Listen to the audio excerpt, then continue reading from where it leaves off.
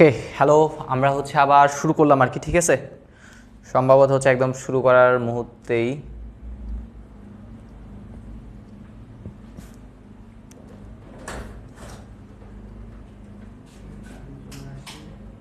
কারেন্টও চলে আসছে না। সুন্দর। ওকে, আমাদের অলরেডি আবার কারেন্টও চলে আসছে, ঠিক আছে? জেনারেটর অন করার সাথে সাথে কারেন্ট চলে আসে, এটা একটা ভালো দিক। আচ্ছা, তোমরা একটু তোমাদের বন্ধুদের মেনশন করে দাও, ঠিক আছে?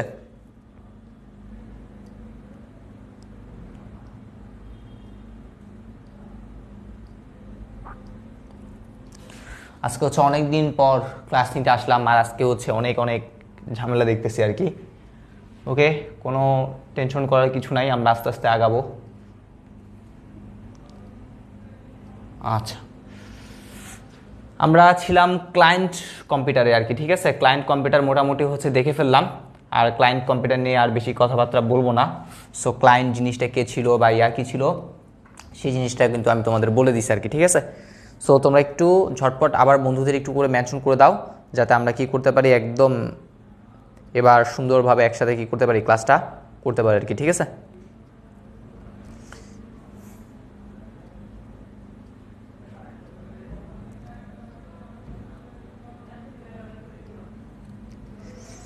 হ্যাঁ, ক্লায়েন্ট কম্পিউটার পর্যন্ত হয়েছিল।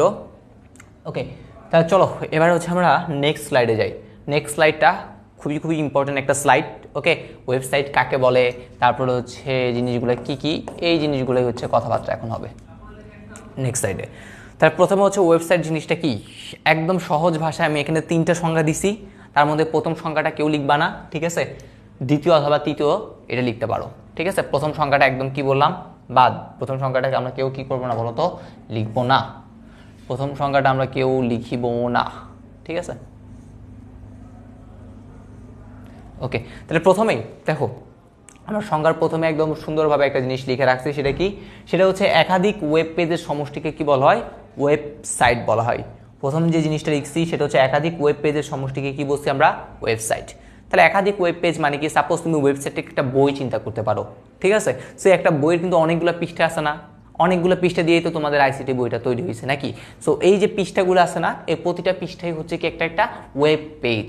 আর এই অনেকগুলো ওয়েব পেজ যখন মিলিত হবে তখন তাকে কি বলা হয়? ওয়েবসাইট বলে। এটা একদম সহজ, একদম ছোট্ট একটা সংজ্ঞা, ঠিক আছে? এটা আমরা পরীক্ষায় আসলে লিখবো না।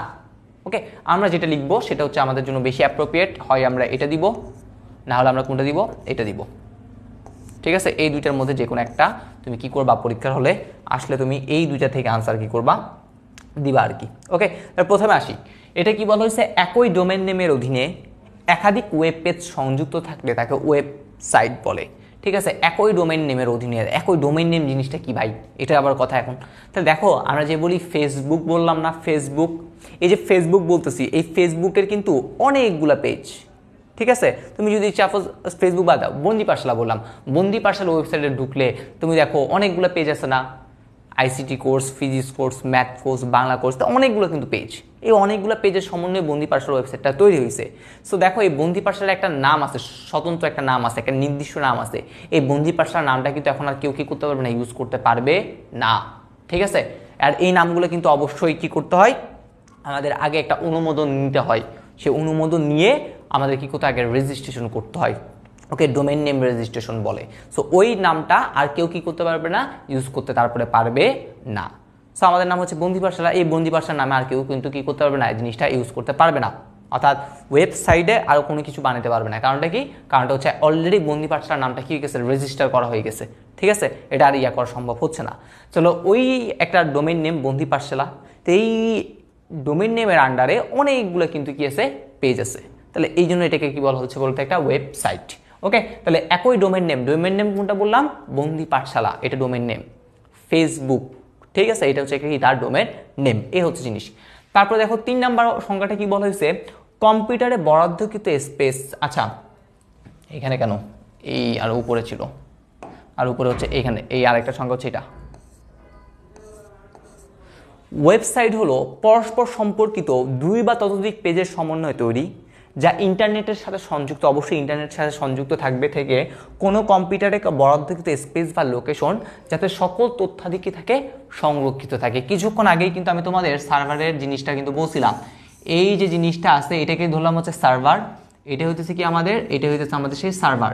এই সার্ভারের ভিতরে আমি কি করছি, সকল তথ্য রাখতেছি। বন্দি পাঠশালার কর্তৃপক্ষ সকল তথ্য এই সার্ভারে কি করছে, রাখছে। তাহলে বন্দি পাঠশালা রাখতেছে, তাই বন্দি পাঠশালা কি ভাইয়া, বন্দি পাঠশালা হচ্ছে হোস্ট। ঠিক আছে, এই বন্দি পাঠশালা কি করছে বলতো, এই সকল তথ্যগুলা এখানে কি করছে, রাখছে। এটাই বলা হয়েছে। তাহলে বলা হচ্ছে ওয়েবসাইটগুলো পরস্পর সম্পর্কিত। অবশ্যই দেখো বন্দি পাঠশালা একটা পেজের সাথে আরেকটা পেজে তো অবশ্যই সম্পর্কিত আছে। তুমি যদি সাপোজ এই শিক্ষামূলক পেজে এসে আমি যদি কি করি, বিভিন্ন টিকটক দিই, নাচ গান দিই, ঠিক আছে, তাহলে তার হইলো না। ওকে, সো এটা যেহেতু একটা শিক্ষামূলক পেজ, তাহলে অবশ্যই কি করতে হবে, শিক্ষার বিভিন্ন জিনিসগুলো এখানে কি করবে, থাকবে। ওকে, সো এটাই বলা হচ্ছে পরস্পর সম্পর্কিত দুই বা ততোধিক পেজের সমন্বয়ে তৈরি, যা ইন্টারনেটের সাথে সংযুক্ত। অবশ্যই ইন্টারনেটের সংযুক্ত কোনো কম্পিউটারের বরাদ্দকৃত স্পেস বা লোকেশন, এইটা হচ্ছে আমাদের হোস্ট কম্পিউটার।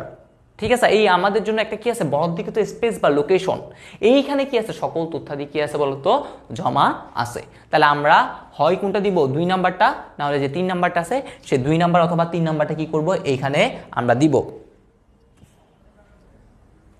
বুঝতে পারছি, বলো। ডোমেন নেম কি, ডোমেন নেম হচ্ছে একটা স্বতন্ত্র নাম, বলতে পারো তোমার নাম। কিছুক্ষণ আগে বলছিলাম না, কম্পিউটারে প্রতিটা কম্পিউটারে একটা নির্দিষ্ট ঠিকানা আছে, সেই ঠিকানাকে কি বলছিলাম, আইপি অ্যাড্রেস। এই যে আইপি অ্যাড্রেসটা আছে, আইপি অ্যাড্রেসটা লেখা হয় বাইনারি বিট দিয়ে। বাইনারি তো এখন সংখ্যা পড়ে ফেলছো, 0 এবং 1 দ্বারা কি বাইনারি গঠিত। ওই বাইনারি বিটে মোট 32টা সংখ্যা দিয়ে একটা আইপি অ্যাড্রেস লেখা হয়। কয়টা সংখ্যা, 32টা সংখ্যা। এখন ভাই বলো, 32টা সংখ্যা কি তোমার মনে রাখা মানে কি পসিবল? আসলে তোমার একটা মোবাইল নাম্বার হচ্ছে 11 ডিজিটের একটা মোবাইল নাম্বার, এই মোবাইল নাম্বারটাও কিন্তু অনেক কষ্ট হয়েছে আমাদের মনে রাখতে। ঠিক আছে, এরকম 32টা জিনিস কি মনে রাখা সম্ভব? মনে রাখা সম্ভব না। সো এই আইপি অ্যাড্রেসটাকে সংক্ষেপে মনে রাখার জন্য আমরা কি করছি, একটা নাম নিয়ে আসছি। সেই নামটাই হইতেছে কি ভাইয়া, ডোমেন নেম। এই নামটাকে কি বলা হয়, ডোমেন নেম বলে। ঠিক আছে, সো এই হচ্ছে জিনিস, আর কিছু না।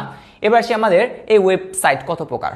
ওয়েবসাইটটা হচ্ছে আমাদের 2 প্রকার। আমরা কয় প্রকারের ওয়েবসাইট দেখতে পাই, 2 প্রকারের ওয়েবসাইট দেখতে পাই।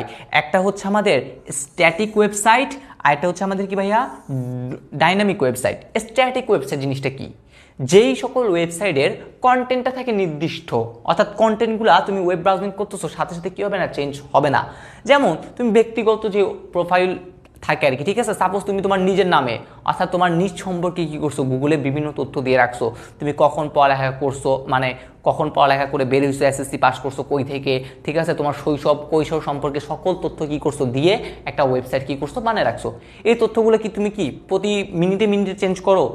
তোমার জন্মসাল, মৃত্যু তো এখনো হয় না, ঠিক আছে, জন্মসাল, তারপরে হচ্ছে স্কুল ডেজ, ঠিক আছে, স্কুলে কখন কি করছো, এটা তো একবারে তুমি লিখে কি করছো, রেখে দিছো। কেউ যদি তোমার নামে যদি কি করে, সার্চ করে, তাহলে তোমার এই সকল জিনিসগুলো কি করবে, শো করবে। এখন প্রতিটা মানুষ কি, একটা মানুষ কি সবসময় কি করবে, এই ডেটাগুলো কি চেঞ্জ করবে? আসলে তো চেঞ্জ করবে না। তাই এই ডেটার মানটা কি থাকে বলতো, নির্দিষ্ট। কন্টেন্টগুলো কি থাকে, নির্দিষ্ট থাকে। তাহলে এই জন্য এটা কি বলা হয়, স্ট্যাটিক। ঠিক আছে, তাহলে স্ট্যাটিক ওয়েবসাইট কোনগুলা, যেগুলো হচ্ছে ব্যক্তিগত কাজে আমরা ব্যবহার করি, সেটা হচ্ছে কি, স্ট্যাটিক ওয়েবসাইট। ওকে, আর এই স্ট্যাটিক ওয়েবসাইটগুলো সাধারণত হচ্ছে আমরা HTML এর সাথে CSS, তারপর হচ্ছে CSS দিয়ে একদম সুন্দরভাবে কি করে ফেলতে পারি বলতো, বানাই ফেলতে পারি। ঠিক আছে, এটাই হচ্ছে জিনিস। তারপর HTML CSS দ্বারা তৈরি হয় ব্যক্তিগত ওয়েবসাইট। আরেকটা হচ্ছে কি ডাইনামিক, যার কন্টেন্টটা হচ্ছে কি নির্দিষ্ট নয়, ব্রাউজিং করতেছো প্রতিনিয়ত কি হচ্ছে, চেঞ্জ হচ্ছে। উদাহরণ কি, ফেসবুক। ভাই ফেসবুক তুমি হচ্ছে কি ব্রাউজিং করতেছো, তোমার ফ্রেন্ড একটা কি করছে, নতুন মাত্র ছবি একটা আপলোড দিছে, দুম করে তোমার প্রোফাইলে কি চলে আসছে ছবিটা। ঠিক আছে, তুমি করতেছো ব্রাউজিং, দেখছো কন্টেন্টগুলো কি হচ্ছে, ব্রাউজিং এর সময় কি হচ্ছে বলতো, ব্রাউজিং এর সময় কিন্তু পরিবর্তনশীল হচ্ছে। তাহলে কন্টেন্ট কিন্তু কি নয়, নির্দিষ্ট নয়, এখানে কন্টেন্ট বারবার চেঞ্জ হচ্ছে। তাহলে এটাকে কি বলবে, ডাইনামিক ওয়েবসাইট বলে। এগুলো হচ্ছে আমরা বিভিন্ন ধরনের যে ব্যবসায়িক ওয়েবসাইটগুলো আছে সেখানে কিন্তু দেখবা ডাইনামিক। কারণ আজকে সাপোজ ব্যবসায়িক ওয়েবসাইটের কথা যদি বলি, আজকে তোমার কাছে এই প্রোডাক্টটা আছে, কালকে কেউ থাকবে এই প্রোডাক্ট, থাকবে না, তুমি আবার নতুন প্রোডাক্ট আনতে পারো। তাহলে এই জিনিসটা কিন্তু চেঞ্জ করতে হবে আমাদের, ঠিক আছে, বারবার চেঞ্জ করতে হবে। তাহলে এইগুলো কি বলবো, ডাইনামিক। আর ডাইনামিক ওয়েবসাইট তৈরি করতে গেলে HTML CSS তো লাগবেই, সাথে হচ্ছে আমরা আরও কিছু ভাষা, যেমন হচ্ছে PHP, জাভাস্ক্রিপ্ট, ঠিক আছে, তারপর হচ্ছে ASP, এইগুলা ভাষা কি করে থাকি বলতো, ইউজ করে থাকি। তাহলে এইটাই হইতেছে আমাদের স্ট্যাটিক ওয়েবসাইট এবং ডাইনামিক ওয়েবসাইটের যে জিনিসগুলা, এটাই হচ্ছে আমাদের জিনিস। এটা হচ্ছে আমাদের চ্যাপ্টার 4। ওকে, বলো এতটুকু ক্লিয়ার হয়েছে কিনা? টাইম চলে গেছে, সাথে আজানও দিচ্ছে।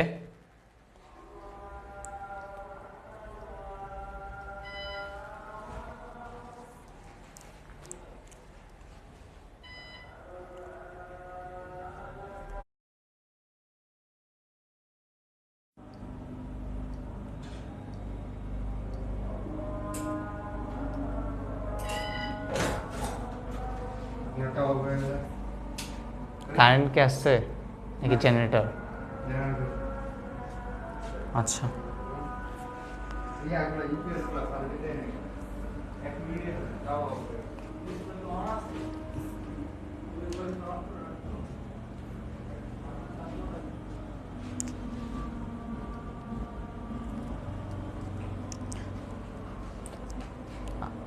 আচ্ছা আমরা হচ্ছে আবার শুরু করব, ঠিক আছে? আজানটাও শেষ হোক, ততক্ষণে আমরা শুরু করি, আবার জেনারেটর দিয়েই শুরু করি।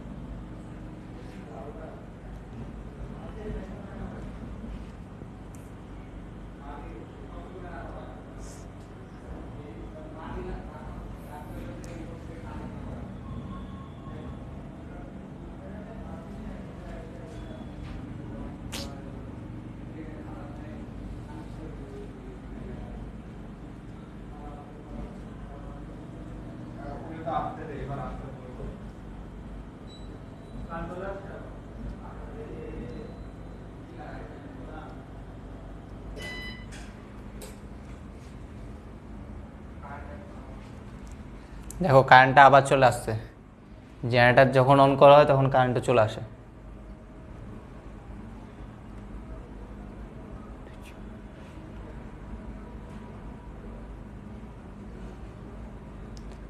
কারেন্ট কি করবে, কারেন্ট নিজেও জানে না তার কি করা উচিত। আচ্ছা, তোমরা আমাকে একটু কমেন্ট সেকশনে জানাও যে আমাদের স্ট্যাটিক ওয়েবসাইট আর ডাইনামিক ওয়েবসাইট এতটুকু পর্যন্ত তোমাদের ক্লিয়ার হয়েছে কিনা, এটা একটু জানাও। আর আমি একটু মোবাইলটা তাও ঠিক করে ফেলি, একটু ওয়েট।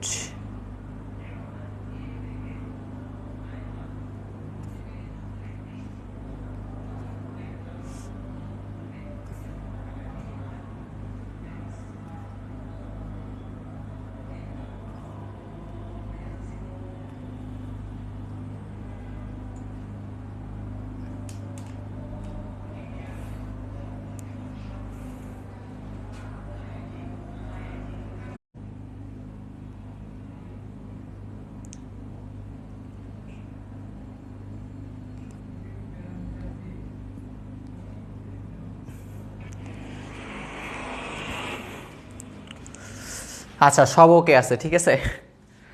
সব ওকে নেই? কেন নেই ওকে? আজকে অনেকদিন পর ক্লাস নিতে আসলাম আর আজকে হচ্ছে এত ঝামেলা।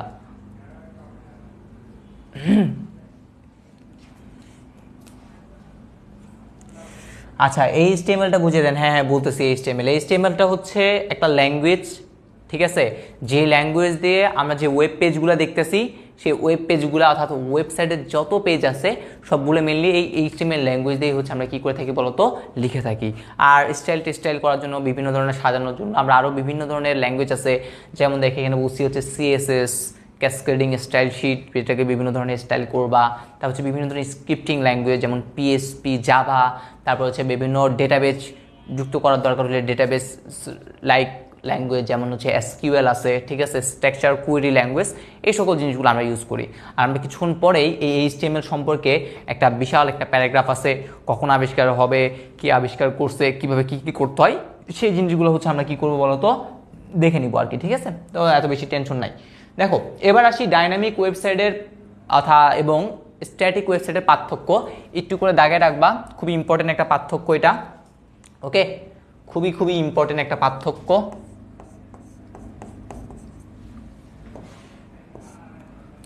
খুবই ইম্পর্টেন্ট একটা পার্থক্য। এটা কততে আসে আমাদের দেখবা হচ্ছে মাঝে মধ্যে গতে আসতে পারে, ঠিক আছে, এবং গ অথবা কোথায় ভাই খ এবং গতে জন্য খুবই ইম্পর্টেন্ট একটা কোশ্চেন, সেটা হচ্ছে ডাইনামিক এবং স্ট্যাটিকের মধ্যে পার্থক্য।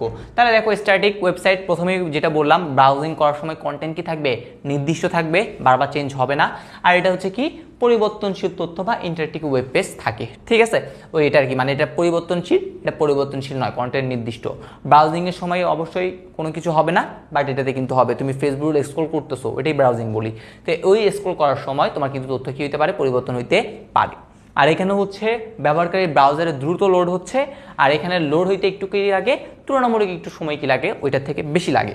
তারপরে হচ্ছে স্ট্যাটিক ওয়েবসাইটে কোনো ডেটাবেস ব্যবহৃত হয় না। কারণটা হচ্ছে সাপোজ তুমি তোমার নিজের ওয়েবসাইটের কথাই বলো, তোমার পোর্টফোলিও পড়ে অর্থাৎ তোমার জীবন বৃত্তান্ত পড়ে কেউ কি কমেন্ট করবে তোমার ওয়েবসাইটে যে হ্যাঁ ভাই আপনার জীবন বৃত্তান্তটা অনেক সুন্দর লিখছেন, ঠিক আছে, আপনার জীবন কাহিনীগুলো অনেক সেরা লিখছেন, এই সকল কিন্তু এত বেশি কেউ কমেন্ট করবে না, ঠিক আছে। সো এখানে মেইনলি হচ্ছে তোমার মতামত তোমার আমার কোনো দরকার নেই। সাপোজ আমি আমার যদি কি করি একটা নিজস্ব একটা ওয়েবসাইট বানাই আর কি, ঠিক আছে, আমার নিজ সম্পর্কে লিখে রাখছি, ঠিক আছে, এখন ওইটা আমার কোনো ফ্যাক্ট করে না। কিন্তু তুমি যদি নিজেই চিন্তা করো, তুমি যখন হচ্ছে ফেসবুকের যখন অ্যাকাউন্ট খুলছো, ফেসবুকে অ্যাকাউন্ট খোলার জন্য অবশ্যই তোমার কি প্রথমে একটা নাম নিছে, অর্থাৎ একটা মোবাইল নাম্বার নিছে, তারপর একটা পাসওয়ার্ড নিছে বা জিমেইল নিছে, ঠিক আছে। সো এগুলো কিন্তু দরকার আছে, অর্থাৎ তাদের একটা ডেটাবেস দরকার আছে ওইখানে, ঠিক আছে, একটা এনকোয়ারি কিন্তু তারা করতেছে। তাহলে এইটার ক্ষেত্রেও কি দরকার, এরকম একটা অর্থাৎ কি করবে, তারা একটা ডেটাবেস নিবে আর কি, ঠিক আছে, তার তোমার ডেটাগুলো কি করবে, কালেক্ট করবে। সেই কালেক্ট করে সেই তোমার সাপোজ অনেকগুলোতে দেখবা অনেক বয়সও নেয় কিন্তু, ঠিক আছে, সেই বয়স নেওয়ার পর তোমার বয়সের সাথে তোমার কি কি রিলেভেন্ট যায় সেই জিনিসগুলো দেখবা তোমাকে কি করতেছে, বারবার শো করতেছে। তুমি নিজেই চিন্তা করো, এখন ফেসবুকে তুমি একটা জিনিস যখন বেশি বারবার দেখো, দেখবা সেই টাইপের পোস্টগুলো কিন্তু আসতেছে। সাপোজ কেউ কি করো, শপিং করতে বেশি পছন্দ করো, সে একটা দুইটা শপিংয়ের ভিডিও দেখবা তারপরে সারাদিন খালি কি আসতেছে, সেই শপিংয়ের ভিডিওগুলোই আসতেছে, বা শপিংয়ের যে জিনিসপাতিগুলো আছে, পেজের জিনিসগুলো আসতেছে, ঠিক আছে, এই হইতেছে জিনিস আর কি। তাহলে এখন আবার এই স্ট্যাটিক ওয়েবসাইটটা ব্যবহার হচ্ছে তুলনামূলকভাবে নিরাপদ বেশি, বা এটা একমুখী। কারণটা কি, আমি সার্চ দিছি, আমার তথ্য নেওয়ার দরকার, আমি তথ্য নিছি, চলে আসছি, শেষ। কিন্তু তুমি যদি ডাইনামিকের কথা চিন্তা করো, সাপোজ ফেসবুকে তুমি আর তোমার বন্ধুর মধ্যে যে কথোপকথনগুলো হচ্ছে, সেই জিনিসগুলা কিন্তু কোনো না কোনো জায়গায় কি করা আছে, রক্ষিত করা আছে, সংরক্ষিত করা আছে কিন্তু, ঠিক আছে। তোমার আর তোমার বন্ধুর কি অর্থাৎ কনভারসেশন, তুমি বলতেছো আমি তো ডিলিট করে দিছি, আসলে কিন্তু তার ডিলিট হয় নাই। তা কি আছে, ফেসবুকের একটা জায়গায় কি আছে বলতো, সংরক্ষণ করা কিন্তু রয়ে গেছে। তাহলে তারা চাইলে কিন্তু কি করতে পারে, তোমার সেই ইনফরমেশনগুলো কিন্তু দেখতে পারে, অবশ্যই পারে, ঠিক আছে। সো এই জন্য বলা হচ্ছে এটা হচ্ছে কি কম নিরাপদ। আর এটা হচ্ছে কি কমিউনিকেশন হবে কি দ্বিমুখী, আর তুমি প্রথমে তোমার থেকে কি করবে, সেখানে রাখার পর হচ্ছে থেকে কি করবে, তোমার বন্ধুর কাছে পাস করে তোমার বন্ধু দিবে আর কি, ঠিক আছে। এরকমের কথাগুলো বলা হয়েছে। ডাইনামিক ওয়েবসাইট কম নিরাপদ, কারণ উভমুখী কমিউনিকেশন হয়, যেমন e commerce, Facebook, online site, এই সকল জিনিসগুলা। তারপর হচ্ছে এই যে আমাদের স্ট্যাটিক ওয়েবসাইটটা আছে, সেটা এত বেশি প্যাচগোছ নাই, এই জন্য তুলনামূলকভাবে এটা কি খরচ কম, তৈরি করতে খরচ বেশি দরকার হয় না। সাথে এটার হচ্ছে যে রক্ষণাবেক্ষণ যে জিনিসগুলা, সেটাও কিন্তু কি একটু ইজি আছে, ঠিক আছে। যেহেতু তুমি এখানে শুধুমাত্র HTML জানলে হচ্ছে, CSS জানলে একদম সুন্দর একটা কি করা যায়, অর্থাৎ ওয়েবসাইট তৈরি করা যায়। বাট এইখানে কিন্তু আরও অনেক কিছু লাগবে, ঠিক আছে, অনেক কিছু সম্পর্কে তোমার কি করতে হবে, আইডিয়া থাকতে হবে, ধারণা থাকতে হবে। সেই জন্য দেখা যায় এটার কি হয়ে যায়, কষ্ট বেড়ে যায়, এবং এটা হচ্ছে রক্ষণাবেক্ষণের জন্য কি হয়ে যায়, জিনিসটা একটু জটিল হয়ে যায়। সো এই হইতেছে জিনিস।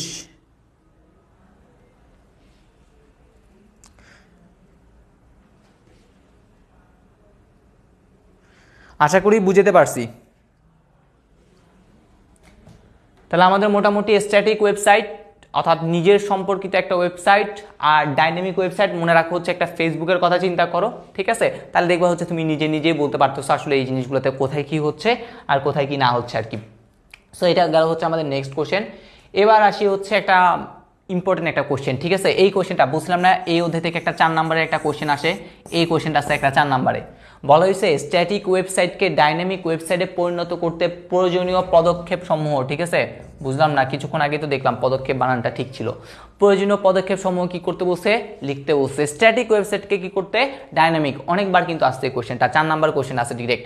স্ট্যাটিককে ডাইনামিক, স্ট্যাটিক মানে কি, কন্টেন্ট আছে নির্দিষ্ট, তুমি সেখানে তোমার কোনো মতামত কি করতে পারবে না, দিতে পারবে না। সিকিউতে কোশ্চেন এভাবে দিবে। ঠিক আছে, তোমার একটা বন্ধু কি করলো, ওয়েবসাইট বানালো, কিন্তু সেখানে দর্শকরা বা ভিজিটররা বা তুমি কি করতে পারছো না, কোনো মতামত প্রদান করতে পারতেছো না। ঠিক আছে, তো 4 নাম্বার কোশ্চেনে বলছে তুমি যদি মতামত প্রদান করতে চাও তাহলে উক্ত ওয়েবসাইটটিকে কি করতে হবে, কি কি পরিবর্তন আনতে হবে। তুমি মতামত দিতে পারতেছো না মানে কি, মানে হচ্ছে তোমার কোনো মানে করতে যাচ্ছে না আর কি। ঠিক আছে, তাহলে এই জন্য কি দরকার, একটা ডেটাবেস দরকার। আর ডেটাবেস থাকবে কোথায়, ডাইনামিক ওয়েবসাইটে। ঠিক আছে, অথবা এরকম আসতে পারে তোমার ফ্রেন্ড একটা কি করলো, ওয়েবসাইট তৈরি করলো।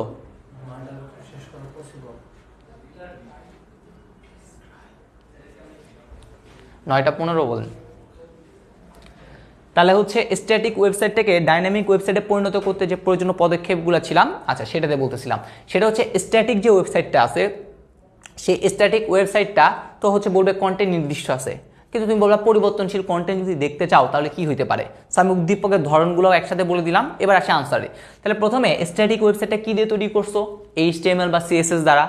আর ডাইনামিক ওয়েব পেজ তৈরি করতে গেলে তার সাথে কি দরকার হবে, কিছু স্ক্রিপ্টিং ল্যাঙ্গুয়েজ যেমন PHP, জাভা, ASP, সাথে কিছু ডেটাবেস রিলেটেড কিছু ল্যাঙ্গুয়েজ, যেমন তুমি বলবা SQL, স্ট্রাকচার কুয়েরি ল্যাঙ্গুয়েজ, এটা কিন্তু দরকার হবে। ঠিক আছে, তো তুমি এইভাবে বলবা। তাহলে আমাদের HTML দ্বারা গঠিত, তাহলে এইটার সাথে আমরা কি করব, বিভিন্ন ধরনের হচ্ছে আমাদের যে স্ক্রিপ্টিং ল্যাঙ্গুয়েজ রয়েছে, তারপরে বলবা হচ্ছে আমাদের কি বলে ডেটাবেস রিলেটেড যে বিভিন্ন ধরনের ল্যাঙ্গুয়েজ আছে, সেগুলো আমরা অ্যাড করে এটাকে কি করতে পারি ভাই, এটাকে হচ্ছে আমরা এইভাবে ডাইনামিক ওয়েব পেজে তৈরি করতে পারি। এটা হচ্ছে এক ধরনের উত্তর গেল।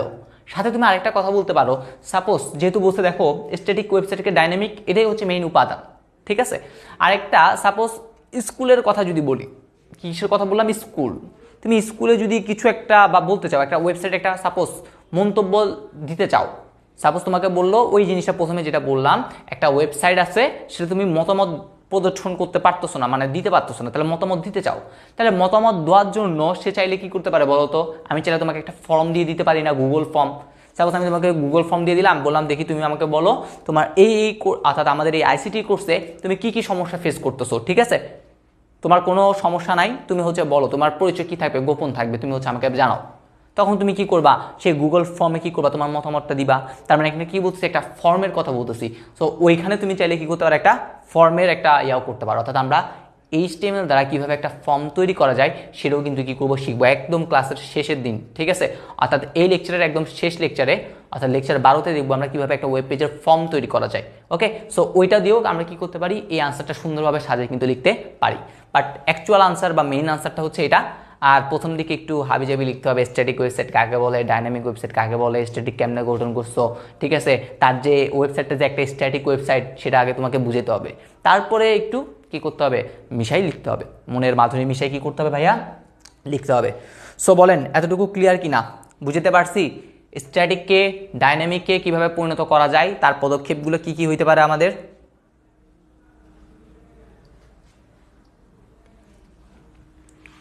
আশা করি ক্লিয়ার করতে পারছি। এবার আসি ওয়েবসাইটের কাঠামো। এই অংশটুকু আপনাদের বই নেই, ঠিক আছে, বইয়ে নেই, এই অংশটুকু বইয়ে নেই। আর এটা আমাদের ক নাম্বার কোশ্চেন আসে, ম্যাক্সিমাম টাইম দেখা গেছে গ নাম্বার কোশ্চেন আসছে। ঠিক আছে, বাট আপনাদের হচ্ছে মেইন বই নাই, কিন্তু অন্যান্য যে বইগুলো আছে সেই অন্যান্য বইগুলোতে কিন্তু আছে। সো চলেন আমরা একটু করে দেখি ওয়েবসাইটের কাঠামো জিনিসটা কি। আমরা তো বলছি একটা ওয়েবসাইট এক বা একাধিক ওয়েব পেজের সমন্বয়ে কি করা হয় ভাই, তৈরি করা হয়। আর এই ওয়েব পেজগুলো ওয়েবসাইটে কি করে থাকে, তথ্য উপস্থাপন করে থাকে।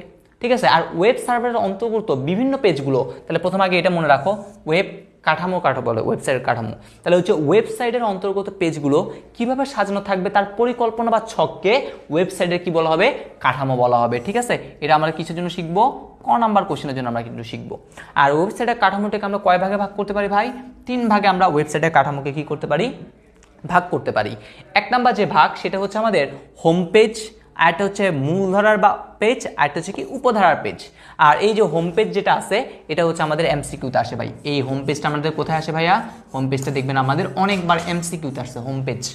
অর্থাৎ তুমি যখন একটা ওয়েবসাইটে প্রবেশ করবা, প্রবেশ করার পর তুমি যেই পেজে কি করছো, ল্যান্ড করছো, এটাকে বলা হয় কি হোম পেজ। ঠিক আছে, তাহলে কোনো ওয়েবসাইটে প্রবেশ করলে যে পেজটি প্রদর্শিত হয় সেটাকে কি বলা হয়, হোম পেজ বলে।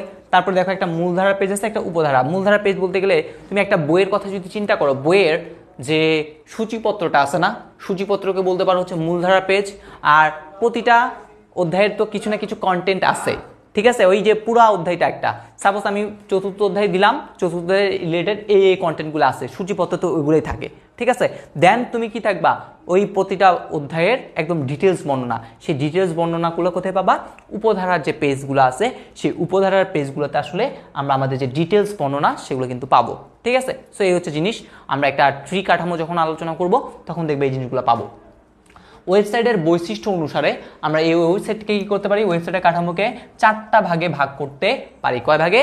4 ভাগে ভাগ করতে পারি। ঠিক আছে, প্রথম কাঠামো সেটা হচ্ছে লিনিয়ার বা সিকোয়েন্সিয়াল কাঠামো। কি কাঠামো বললাম ভাই? লিনিয়ার বা সিকোয়েন্সিয়াল কাঠামো। তাহলে বলা হচ্ছে যখন কোনো ওয়েবসাইটের বিভিন্ন পেজগুলো একটা নির্দিষ্ট ক্রমানুসারে কি করবে, সাজানো থাকবে একটার পর একটা। ঠিক আছে, সেটাকে আমরা কি বলতেছি, লিনিয়ার কাঠামো বলি। আর এই লিনিয়ার কাঠামোগুলোতে তুমি নেক্সট দেখতে পারবা প্রিভিয়াস, লাস্ট, ফার্স্ট ইত্যাদির মাধ্যমে তুমি কি করবে, মানে লেখা থাকে আর কি। তুমি দেখবা বিভিন্ন অনেক পেজ আছে, ঠিক আছে, সেই পেজে দেখবা 1 2 3 দেওয়া আছে, বা first page, second page, third page, অর্থাৎ নেক্সট নেক্সট করে কিন্তু দেওয়া আছে। ঠিক আছে, সো এইভাবে। আর এটা একটা সাধারণ যদি দেখি স্ট্রাকচার দেখতে এরকম, প্রথমে যে পেজে ল্যান্ড করলো সেটা হচ্ছে তোমার সেই হোম পেজ। সেই হোম পেজ থেকে তুমি পেজ 1, পেজ 2 এরকম করে কি করতে পারো, আসলে যাইতে পারো। এখানে তুমি নেক্সটও দেখবা, তারপর হচ্ছে প্রিভিয়াসও দেখবা, অর্থাৎ নির্দিষ্ট একটা কি করবে, সিকোয়েন্স মেনে চলবে। তখন সেটাকে আমরা কি বলতেছি, সিকোয়েন্সিয়াল বা লিনিয়ার যে কাঠামোটা আছে সেই সিকোয়েন্সিয়াল বা লিনিয়ার কাঠামো। এটা হচ্ছে আমাদের প্রথম জিনিসটা গেল। এবার সে দ্বিতীয়টা, হায়ারার্কিক্যাল বা ট্রি কাঠামো। তাহলে হায়ারার্কিক্যাল বা ট্রি, তাহলে কি বলা হচ্ছে, দেখো এই কাঠামোতে একটা হোম পেজ থাকে। ঠিক আছে, এইখানে একটা কি থাকবে বলো তো, একটা হোম পেজ থাকবে। এই হচ্ছে সেই হোম পেজ, এই একটা হোম পেজ আছে, ওকে থাকলো বলা হচ্ছে, এবং অন্যান্য পেজগুলো হোম পেজের সাথে যুক্ত থাকে। সাপোজ আমি এখানে আরও কিছু কি দিয়ে দিব, পেজ দিয়ে দিব, দিয়ে দিলাম সেই পেজ, এই সে আমার অন্যান্য পেজ, এই সেই আমার সেই অন্যান্য পেজ। ঠিক আছে, এই হোম পেজগুলোর সাথে অন্যান্য পেজ যেগুলো আছে সেগুলো যুক্ত থাকে, এগুলোকে আমরা কি বলা হচ্ছে, সাব পেজ। ঠিক আছে, আর কাঠামোটি দেখতে কার মতো, ট্রি এর মতো বলে এটাকে কি বলা হয়, ট্রি কাঠামো বলা হয়। আর ওয়েবসাইটগুলোর মধ্যে ট্রি কাঠামোটা সবচেয়ে জনপ্রিয় এবং তাহলে এখান থেকে আবার দেখবা হচ্ছে অনেকগুলো আরও অনেক কিছু থাকবে, এখানে আরও অনেক কিছু থাকবে। ঠিক আছে, এইরকম এরকম থাকবে। এই হইতেছে আমাদের কার কাঠামোর মধ্যে পড়তেছে, এগুলো হইতেছে আমাদের ট্রি কাঠামোর মধ্যে পড়তেছে। এটা পরীক্ষায় কিন্তু অবশ্যই চিত্রগুলো কি দিয়ে আঁকবো ভাই, পেন্সিল দিয়ে। তোমাকে যদি বলে এটা কি করো, ব্যাখ্যা করো, ঠিক আছে, অবশ্যই চিত্রটা কিসে হবে, চিত্র হবে পেন্সিলে, চিত্র পেন্সিল। ঠিক আছে, চিত্র মানে পেন্সিল ভাই, চিত্র মানে কি দিয়ে আঁকতে হবে, আমাদের যে পেন্সিল আছে সেই পেন্সিল দিয়ে কি করতে হবে, চিত্র আঁকতে হবে। তাহলে এটাই হইতেছে কি কাঠামো বলেন তো আমাদের, এটাই হচ্ছে আমাদের ট্রি কাঠামো। আপনি মনে মনে চিন্তা করেন, বই, এটা হচ্ছে কি বই, একদম মেইন বই, হোম পেজ। তারপরে এটা হচ্ছে কি ওই সূচিপত্র, যেখানে কি কি কন্টেন্ট থাকবে জাস্ট একটা লাইনে দেওয়া আছে। আর এইটা হচ্ছে কি প্রথম অধ্যায়ের ভিতরে এই কন্টেন্টগুলো পড়ানো হয়েছে সব, একদম প্রথম অধ্যায় ইন ডিটেলস, দ্বিতীয় অধ্যায় ইন ডিটেলস, তৃতীয় অধ্যায় ইন ডিটেলস। ঠিক আছে, তো দেখা যাচ্ছে একটার সাথে একটা কি আছে এখানে কানেক্টেড আছে। এই জিনিসগুলো কিন্তু আপনারা যখন ক্লাস 8-এ কি পড়ছিলেন, টপোলজি পড়ছিলেন, তখন কিন্তু এই জিনিসগুলো শিখছেন আর কি। ঠিক আছে, সো এটাও একটা টপোলজির মতোই। আমাদের যখন আবার টপোলজি পড়বো, আপনাদের হচ্ছে সেকেন্ড চ্যাপ্টারে দেখবেন টপোলজি আছে। সো টপোলজি তো দেখবেন হচ্ছে আমরা এই যে কথাবার্তাগুলো আছে, এই কথাবার্তাগুলোই পড়তেছি আর কি। ঠিক আছে, তাহলে এটা কি কাঠামো, ট্রি কাঠামো বলা হয়, অথবা এটাকে কি বলা হয়, হায়ারার্কিক্যাল কাঠামো বলা হয়। দুইটাই কি করতে হবে, আমাদের মনে রাখতে হবে, কখন কোনটা বলে আসলে বলা যায় না আর কি, এমসিকিউ তো আসতে পারে। এবার আসি নেটওয়ার্ক বা ওয়েব লিঙ্ক। নেটওয়ার্ক কাঠামো জিনিসটা কি, নেটওয়ার্ক কাঠামো মানে হচ্ছে একটার সাথে একটা কি, সকলের সাথে সকলে কি আছে ভাই, লোন তো কানেক্টেড আছে। আচ্ছা, এখান থেকে এটা দিয়ে আঁকি,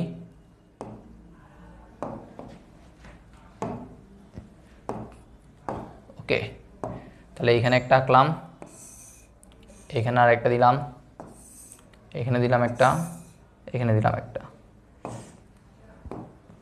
সবার সাথে সবাইকে এখন কানেক্ট করে দিব।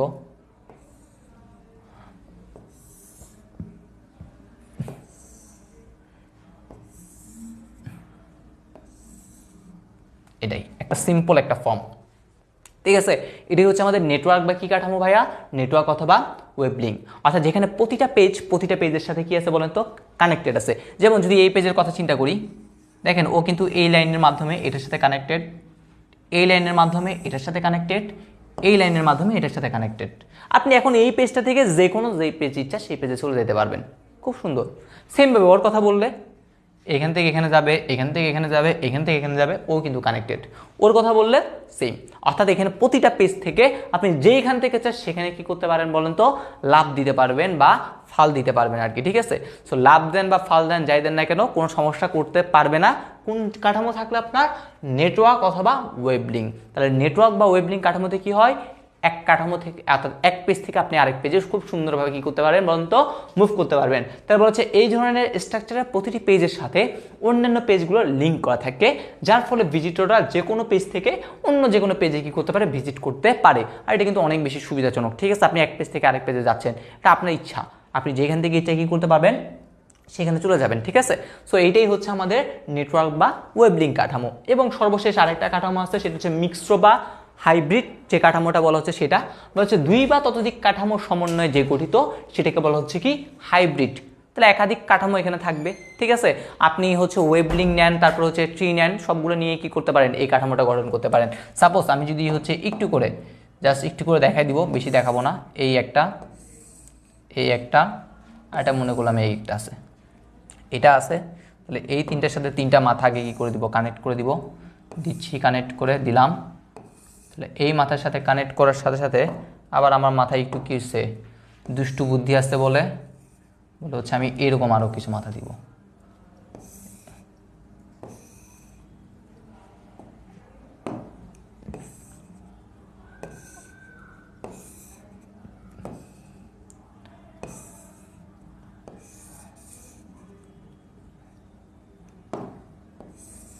এই তা দেখেন এইখানে কিন্তু অলরেডি আমি কি করছি, দুইটা কাঠামো যোগ করছি। এইটাই আমি দেখতে পাচ্ছি লিনিয়ার হিসেবে যাচ্ছে, এটা এই ফার্স্ট পেজের পর সেকেন্ড পেজ, সেকেন্ড পেজের পর এদিকে যাচ্ছে, যেতে যেতে এইখানে আসে, দেখে গেছি এইখানে আবার কি পেয়ে গেছে একটা, এখানে একটা পাচ্ছি নেটওয়ার্ক কাঠামো, ঠিক আছে। তার মানে আমি বুঝতেই পারতেছি এইখানে আসলে কি হয়েছে, একাধিক কি হয়েছে, কাঠামোর মিশ্রণ করছে। তাহলে এটা হচ্ছে কি একটা হাইব্রিড কাঠামো। এই হাইব্রিড কাঠামোর মাধ্যমে কিন্তু আরও অনেক বেশি কি পাওয়া যায়, সুযোগ সুবিধা পাওয়া যাবে আর কি, ঠিক আছে। তাহলে হচ্ছে বড় বড় প্রতিষ্ঠানের ক্ষেত্রে এই কাঠামোটা করা হয়। আর এই কাঠামো তৈরিটা কিছুটা জটিল হলেও এখান থেকে আমরা কি পেয়ে থাকি, অনেক অনেক বেশি সুবিধা কিন্তু পেয়ে থাকি। এই হচ্ছে জিনিস। সো সবার আগে একটু কমেন্ট সেকশন জানান, এই যে চারটা কাঠামো আমরা বললাম, এই চারটা কাঠামো আপনারা যারা ক্লাস করতেছেন আর কি, তারা বুঝতে পারলেন কিনা একটু কমেন্ট সেকশনে জানান। আমাদের মোটামুটি কাঠামো শেষ, এই চারটা কাঠামো থেকে আসে, ঠিক আছে।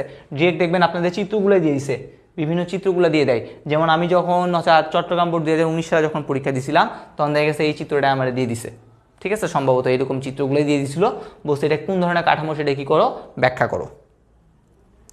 বাকিদের কি অবস্থা?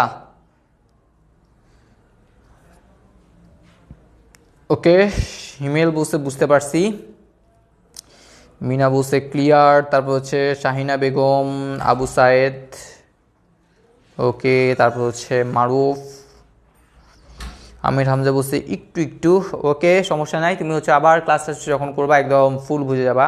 শুভজিৎ মজুমদার,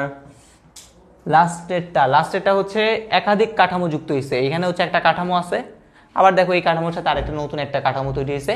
তাহলে একের অধিক যখন কাঠামো যুক্ত হয়েছে তখনই সেটাকে আমরা বলছি হচ্ছে এই জিনিসটা। এবার চলে আসি আপনাদের যে ফেভারিট যে জিনিসগুলো ছিল, যে ফেভারিট জিনিসগুলো হচ্ছে বলতেছিলেন হচ্ছে ভাই বললেন না কেন, সেই ফেভারিট জিনিসগুলো নিয়ে এখনো কি করব, কথাবার্তা বলবো, ঠিক আছে। দেখেন প্রথমে আইপি অ্যাড্রেস, আই মানে হচ্ছে ইন্টারনেট, পিতে হচ্ছে প্রোটোকল। তাহলে আইপি অ্যাড্রেস মানে হচ্ছে কি ইন্টারনেট প্রোটোকল, আইপির পূর্ণরূপ হচ্ছে কি ইন্টারনেট প্রোটোকল। তাহলে ইন্টারনেটের সাথে সংযুক্ত প্রতিটি কম্পিউটারের জন্য একটা কি থাকে, নির্দিষ্ট ঠিকানা থাকে। আর এই ঠিকানাকে কি বলা হয়, আইপি অ্যাড্রেস বলে।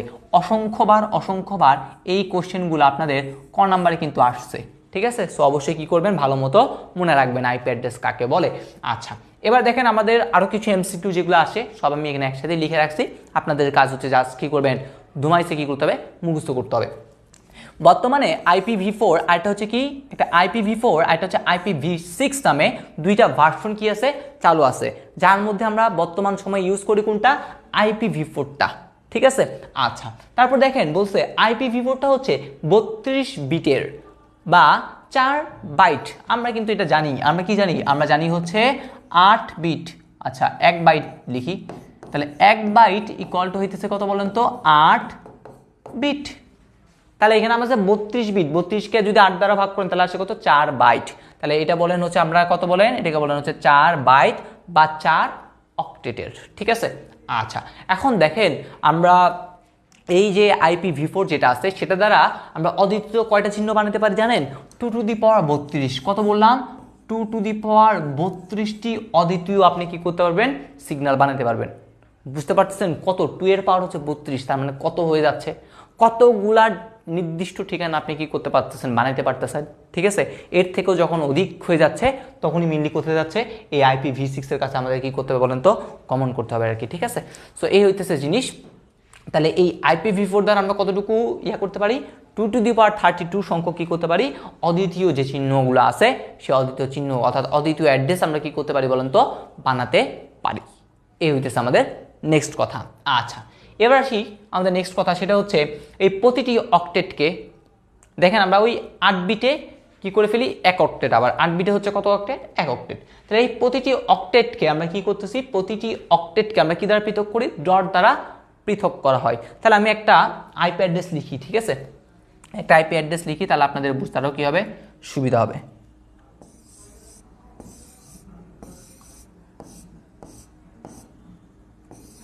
তিন 3 6 7 8 এই সেই ডটটা, এটা একটা অক্টেট। ঠিক আছে, সো এইরকম আমি আরো কয়েকটা অক্টেট দিই।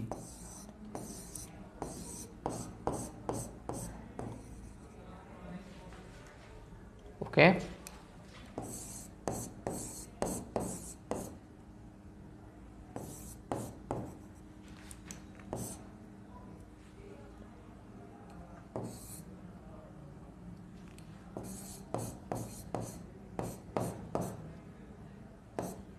আচ্ছা দেখো আমাদের কিন্তু লেখা শেষ। এই 32টা বিট এটা হচ্ছে একটা ঠিকানা। দেখো এখন এই 32টা বিট কি তোমার পক্ষে মনে রাখা কি আসলে পসিবল? আসলে কিন্তু পসিবল না। আমাদের জন্য এই জিনিসটা কী হয়ে যায়? একটু কষ্টকর হয়ে যায়। সো এই জিনিসটা আমাদের মনে রাখার জন্য কি করতে হয়? আমরা একটা নতুন একটা পদ্ধতি শিখছি, সেটা হচ্ছে কি? Domain name. তাহলে ডোমেইন নেমে পর আসি, আগে এটার কথাবার্তা বলি। তা দেখেন এখানে যেটা বললাম সেটা হচ্ছে এটা গেল। তাহলে বলা হয়েছে এই যে জিনিস আছে প্রতিটা অক্টেটকে ডট দ্বারা পৃথক করা হয়। এই সেই ডট ডট ডট, এগুলো হচ্ছে একটা অক্টেট। এটা একটা অক্টেট, এটা একটা অক্টেট, এটা একটা অক্টেট, এটা একটা অক্টেট। অক্টেট গেল। আচ্ছা এবার বলছে প্রথম দুইটি অক্টেটকে, প্রথম দুইটা কাকে? অক্টেটকে। অর্থাৎ এই অক্টেট আর এই অক্টেট যেটা আছে এই অংশটুকুকে তার একটা নাম দিছে। এই নামটা কি? এটার নামটা হচ্ছে আমাদের নেটওয়ার্ক আইডি। প্রথম দুইটা অক্টেটকে কি বলা হয়? নেটওয়ার্ক আইডি বলে। তাহলে এখান থেকে কিছু কোশ্চেন আসতেই পারে। নেটওয়ার্ক আইডি কত বিটের? এখানে 8 বিট, এখানে 8 বিট, তাহলে কত বিটের? 16 বিটের। তাহলে নেটওয়ার্ক আইডি হচ্ছে কত বিটের? 16 বিটের। আসতেই পারে কত বাইট? 2 বাইট। আসতেই পারে কত বিট? কত অক্টেট? 2 অক্টেট। শেষ, 2 অক্টেট। এইগুলো কিন্তু এমসিকিউ সবগুলাই আসতে পারে। আর বাকি যে দুইটা অক্টেট আছে, এই বাকি দুইটা অক্টেট, এই দুইটা অক্টেটকে কি বলা হয়? এই দুইটা অক্টেটকে বলা হয় হোস্ট অক্টেট। আচ্ছা হোস্ট আইডি, এই দুইটাকেও কি বলা হয়? এই দুইটাকে বলা হয় হোস্ট আইডি। এটাও কত বিটের? ঠিক আগের মতো 16 বিট অথবা 2 কি বলবো? বাইট। ঠিক আছে, অথবা 2 অক্টেট। সো এইগুলো কিন্তু আমাদের এমসিকিউতে আসে। সো এইরকম জিনিসগুলো তো আসলে আমাদের পক্ষে মনে রাখা কষ্টকর। তাহলে এই জন্য তারা কি করতে দেখেন, বলে হয়েছে এই মনে রাখার সুবিধার্থে এগুলোকে আমরা কি দ্বারা প্রকাশ করে থাকি? দশমিকে প্রকাশ করে থাকি। ঠিক আছে, মনে রাখার সুবিধার্থে এইটাকে আমরা কি করে ফেলি? দশমিকে। যেমন দেখেন আমি আপনাদের জন্য একটা কোশ্চেন দিচ্ছি, এইটাই হইতেছে সে একটা আইপি অ্যাড্রেস। এইটা আইপি অ্যাড্রেস, এটা দেখেন দশমিকে লিখছে, অর্থাৎ ডেসিমেল নাম্বারে কিন্তু লিখছে। অর্থাৎ এই যে দেখেন আপনারা রূপান্তর শিখছিলেন না, এটার একটা মান বের করা শিখছেন, এটা মানে কি তার মান বের করা শিখছেন, এটা এটা এটা মান বের করা শিখছেন না, এই সেই মান বের করা আর কিছুই না। তাহলে এটার যে মানটা সেটা লিখছে হচ্ছে এখানে, তারপরে এই সেই ডট, এটার যে মান সেটা দিছে, তারপরে ডট, তারপরে মান যেটা সেটা দিছে, তারপরে ডট। মাঝে মধ্যে এমসিকিউ আসে এটা কি ব্যাখ্যা করতে বসছে, এটা কিন্তু বোর্ড পরীক্ষা আসা কোশ্চেন। তাহলে এটা কি ব্যাখ্যা করো? তাহলে অবশ্যই এটা একটা কি আইপি অ্যাড্রেস। তাহলে প্রথমে আবার সে লিখবেন আইপি কাকে বলে, তারপরে কিরকম কি, তারপরে বলবেন হচ্ছে এটাকে এটা বলা হয়, এইরকম দিয়ে আপনারা কি করতে হবে? অ্যান্সার করে লিখতে হবে। আবার আইপি অ্যাড্রেস ব্যবহার করে ওয়েবসাইট ভিজিট করা যায়। তুমি চাইলে ফেসবুকেরও তুমি গুগলে যাইলে সার্চ করলে হয়ে যাবে। আইপি অ্যাড্রেস লিখো, ফেসবুকের আইপি অ্যাড্রেস কত, ঠিক আছে? তুমি সেই আইপি অ্যাড্রেসটা কি করো? কপি করে জাস্ট ওই আইপি অ্যাড্রেস দিয়ে কি করো? সার্চ করো, দেখবা ফেসবুক চলে আসছে। ঠিক আছে, কারণ ওই IP address same, IP address আর কি হচ্ছে না, চেঞ্জ হচ্ছে না। ওকে, ফেসবুকটা হচ্ছে কি ডোমেইন নেম আর কি, বাট আমাদের এখানে তো ডোমেইন নেম দেন না, আমরা কাজ করতেছি কাকে নিয়ে, আইপি অ্যাড্রেস দিয়ে, এটা দিয়েও কিন্তু করা সম্ভব হয়। ঠিক আছে, সো এই হচ্ছে জিনিস, এগুলো একটু ব্যাখ্যাগুলো নিজে লিখতে হবে, সংজ্ঞাটা থেকেই ব্যাখ্যা নিজেরাই কি করতে হবে বলেন তো, এই জিনিসগুলা বের করতে হবে। অক্টেট, অক্টেট মানে হচ্ছে অক্টাল সংখ্যা পড়ছেন না, 8 বিটের, অর্থাৎ অক্টাল সংখ্যা যে কি থাকে 0 থেকে 7, মোট 8টাও দ্বিতীয় চিহ্ন। সেই রকমভাবে ওই অক্টেট বলা হচ্ছে কি ওই 8 বিট মিলে একটা কি করে, অক্টেট সৃষ্টি করে। ঠিক আছে, এই হচ্ছে জিনিস। তাহলে এটা গেল হচ্ছে কিসের, আমাদের IPv4, আমাদের বইতে মেনলি এটাই বেশি সম্পর্কে বলা থাকে। আর একটা হচ্ছে IPv6, যেটা হচ্ছে কত বিটের দেখেন তো, 128 বিটের। IPv6 কত বিটের, 128 বিটের। এটার সাথে আমরা কতটুকু তাহলে করতে পারবো, 2 টু দি পাওয়ার 128, এখানে ছিল 2 টু দি পাওয়ার 32, আর এখানে 2 টু দি পাওয়ার 128 কি করতে পারি, অদ্বিতীয় চিহ্ন ইয়া করতে পারি। আর এখানে হচ্ছে আবিষ্কারক কত সালে আবিষ্কৃত হয়েছে, আর এটা আমরা কিভাবে লিখে থাকি, হেক্সাডেসিমেল। হেক্সাডেসিমেল তো বুঝেন, অর্থাৎ 0 থেকে 9 পর্যন্ত বর্ণ, সাথে এ থেকে এফ পর্যন্ত কি লেখা হয়, 6টা যে অঙ্ক অর্থাৎ বর্ণ আছে, ঠিক আছে, সেই বর্ণগুলো কিন্তু আমরা কি করে থাকি, লিখে থাকি। সো সেই হেক্সাডেসিমাল ফরম্যাটে আমরা যখন লিখি সেটা হচ্ছে কি IPv6, বাট আমাদের বইতে মিলি এটাই সম্পর্কে আসে। আর ওই দুটো কোশ্চেন যেটা কি আসতে পারে, এই রিলেটেড ক নাম্বার কোশ্চেন তো আইপি অ্যাড্রেস কাকে বলে আসছেই, তারপরে দেখেন আরও 2টা এক্সট্রা কোশ্চেন দিলাম, এই 2টা কোশ্চেনে কিন্তু আপনাদের বইয়ে আসতে পারে। এই হচ্ছে জিনিস। এটা কি রেডিক্স পয়েন্ট হবে না, এটাকে আমরা বললাম ডট। ঠিক আছে, রেডিক্স পয়েন্ট আমরা বলবো না, এটাকে আমরা কি বলবো, ডট। এটা কিন্তু ভগ্নাংশ আর পূর্ণাংশ না। ঠিক আছে, এটা কিন্তু ভগ্নাংশ পূর্ণাংশ না, এটার একটা ভ্যালু আছে, যেমন এটার একটা ভ্যালু, এটার একটা ভ্যালু, এটার একটা ভ্যালু, এটার একটা ভ্যালু, এগুলো আলাদা আলাদা ভ্যালু। ঠিক আছে, এ হচ্ছে জিনিস, আশা করি বুঝাইতে পারছি। এবার চলেন আমরা আমাদের নেক্সট যে জিনিসটা আছে সেই নেক্সট জিনিস একটু করে যাই।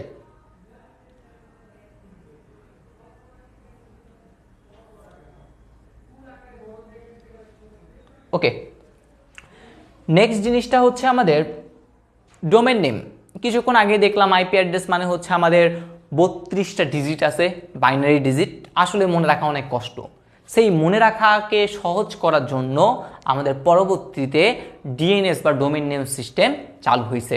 তারা কি করছে, একটা আলফা নিউমেরিক, আলফা মানে হচ্ছে অ্যালফাবেট আর নিউমেরিক মানে হচ্ছে নাম্বার, তাহলে আলফাবেট এবং নাম্বারের সংমিশ্রণ করে তুমি একটা কি করবার নাম ঠিক করতেছো, সেটাকে কি বলা হচ্ছে, ডোমেন নেম বলা হচ্ছে। এই জিনিসটা আইপি অ্যাড্রেস মনে রাখা কষ্টকর, তাই আইপি অ্যাড্রেস মনে রাখার সুবিধার্থে পরবর্তীতে ডিএনএস এর পূর্ণরূপ কি, ডোমেন নেম সিস্টেম চালু হয়। আর এই আইপি অ্যাড্রেসের কার, আইপি অ্যাড্রেসের কি ঠিকানাকে, আলফা নিউমেরিক ঠিকানাকে কি বলা হয়, ডোমেন নেম বলে।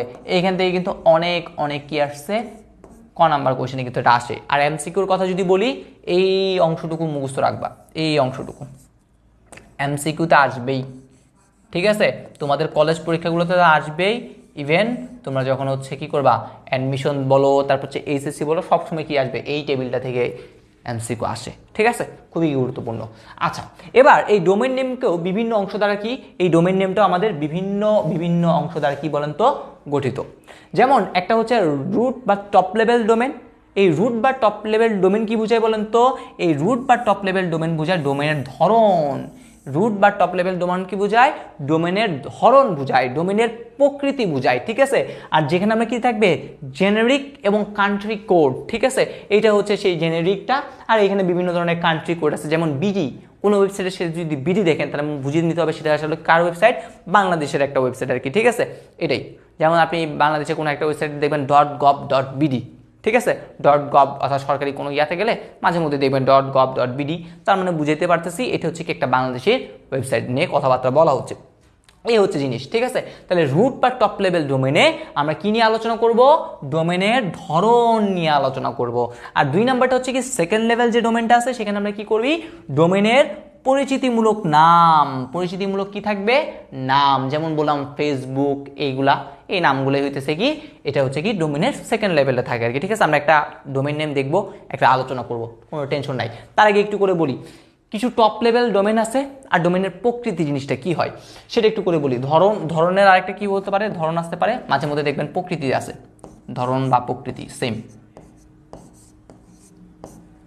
আচ্ছা, প্রথমে .com মানে বাণিজ্যিক প্রতিষ্ঠান বুঝাতে .com ব্যবহার করি, এডুকেশন বুঝাতে .edu ব্যবহার করি, তারপর হচ্ছে .in দ্বারা বুঝে হচ্ছে কি আন্তর্জাতিক প্রতিষ্ঠান, .org অলাভজনক রাজনৈতিক প্রতিষ্ঠান, অনেকবার আসছে, এটাও অনেকবার আসছে, এটাও অনেকবার আসছে। .com দ্বারা নেটওয়ার্ক সার্ভিস বুঝায়। ঠিক আছে, .int.mil দ্বারা যুক্তরাষ্ট্রের প্রতিরক্ষা ব্যবস্থা বোঝায়। এই .mil দ্বারা আবার দেখবেন হচ্ছে অনেক জায়গায় ওই সামরিক বোঝায় আর কি, ঠিক আছে। এক এক জায়গায় একরকম, বাট দুইটা থেকে যে কোনো একটা থাকবে। ওই সামরিক বিভিন্ন ধরনের যে আছে সংস্থা, ওইটার জন্য বুঝতে পারে, অথবা ডিরেক্ট যুক্তরাষ্ট্রের প্রতিরক্ষা ব্যবস্থার জন্য ওইটা। আর বিভিন্ন ধরনের রাষ্ট্রীয় ডোমেনগুলো একটু করে বলা আছে, এই জিনিসগুলো একটু করে দেখবেন। এটা থেকেও বেশি এই চারটুকু বেশি দরকার, ঠিক আছে। এটা আপনি যদি একটু করে দেখেন আপনি এমনি করতে পারবেন। ওকে, তাহলে আমরা মোটামুটি আশা করি ডোমেন নেমটা বুঝতে পারছি। এখন তো অনেকেই বুঝতে পারি নাই, আমি জানি। এই ডোমেন নেমের জন্য হচ্ছে দেখেন একটা আমি সাইটের নাম লিখছি, ঠিক আছে। এই সাইটটা থেকে আপনাদের এখন জিনিসটা কি করব বুঝিয়ে দিব, তাহলে দেখবেন জিনিসটা হয়েছে আপনাদের জন্য কি হয়ে যাবে বলুন তো, আরও সহজ হয়ে যাবে। তার প্রথমে আসি, ডোমেন নেম নিয়ন্ত্রণকারী প্রতিষ্ঠানের নাম কি? ICANN। এটা কিন্তু এমসিকিউতে আসছে। ডোমেন নেম নিয়ন্ত্রণকারী প্রতিষ্ঠানের নাম কি? উত্তর হচ্ছে কি ICANN। মানে কি? Internet corporation for assign name and numbers, ঠিক আছে। Internet corporation for assign name and numbers, এটা একটু মনে রাখবেন। ডোমেন নেমের বিভিন্ন অংশকে পৃথক করার জন্য কি ব্যবহার করছি? ডট। এই দেখেন ডট, এইটা হচ্ছে সেই জিনিসটা বন্দি পাঠশালা নাম, পরিচিতিমূলক নাম। এইটা হচ্ছে .com, ডোমেনের প্রকৃতি বোঝায়। আর .bd মানে বোঝা হচ্ছে এটা বাংলাদেশি, ঠিক আছে। সো দেখেন বিভিন্ন অংশকে বিভক্ত করতে আমরা এখানে কি দিচ্ছি? ডট দিচ্ছি, ওকে। আর ডোমেন নেম কখনো কি হয় না ভাই? ডোমেন নেম কখনো ডুপ্লিকেট হয় না, এটা কিন্তু আগে বলছি। ডোমেন নেম কখনো কি হবে না? ডুপ্লিকেট হবে না, ঠিক আছে। সো আপনাদের এরকম একটা উদাহরণ দিয়ে দিবেন খ নাম্বার কোয়েশ্চেন যদি আসে আর কি। সো এখানে দিয়ে এইটা হচ্ছে আমাদের সেই সেকেন্ড লেভেল ডোমেন। এটা কি? এটা হচ্ছে আমাদের সেকেন্ড লেভেল ডোমেন। আর এই সেকেন্ড লেভেল ডোমেনের কি থাকে? পরিচিতিমূলক নাম।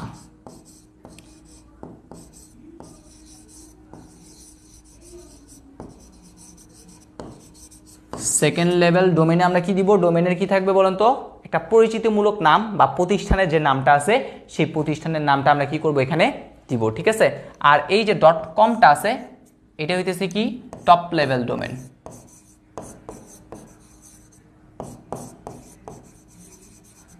আর এখানে কি বোঝায়? এটা ডোমেইনের প্রকৃতি বোঝায় বা ধরন বোঝায়।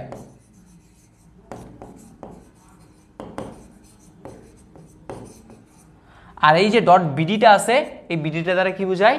Country code. কান্ট্রি কোডটা সাধারণত 2 বর্ণের হয়ে থাকে আর কি, ঠিক আছে। অর্থাৎ ইংরেজি 2 বর্ণ দিয়ে ছোট হাতের অক্ষরে আমরা মেইনলি কি করে থাকি? কান্ট্রি কোডটা আমরা কি করে থাকি বলুন তো? দিয়ে থাকি, ঠিক আছে। আর এই www.কে তারা হচ্ছে থার্ড লেভেল বলছে আর কি, থার্ড লেভেল ডোমেন। আপনাদের মাঝে মধ্যে কি হয়, এইরকম ডিরেক্ট একটা প্রশ্ন দিছে www.mangoinfo.com, বলছে এটা কি করে ব্যাখ্যা করো। তখন আপনাদের বলতে হবে এইরকম জিনিসটা, এটাকে দিবেন থার্ড লেভেল, এটা দিবেন সেকেন্ড লেভেল, এখানে বলবেন প্রতিষ্ঠানের নাম বা কোম্পানির নাম। একটা উদাহরণ দেখিয়ে দিই, এই রিলেটেড কোশ্চেন কি কি আছে দেখেন। এইটা www.mangoinfo.com, ঠিক আছে। এটা তাহলে এখানে বলবেন এটা হচ্ছে থার্ড লেভেল ডোমেন, এটা বলবেন হচ্ছে সেকেন্ড লেভেল ডোমেন। আর এখানে কি হয়েছে? প্রতিষ্ঠান বা কোম্পানির নাম দেওয়া হয়। তারপর হচ্ছে .com, এটা হচ্ছে কি? কোম্পানির ডোমেনের ধরন বোঝায়। তারপরে হচ্ছে আপনি একটু ব্যাখ্যা করবেন, এটা তো একটা ডোমেন নেম, ঠিক আছে। তো বলবেন ডোমেন নেম কাকে বলে। তারপরে বললেন যেমন .com দ্বারা কি বোঝায় ভাই?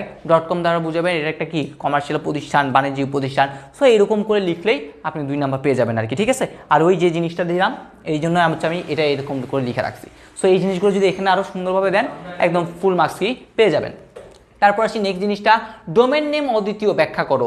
কেন ডোমেন নেম অদ্বিতীয়? ভাই একজন মানুষের নাম কিন্তু কখনোই 2টা হইতে পারে না, ঠিক আছে। আর আমি তো বললাম এই যে ডোমেন নেমটা কে করতেছে?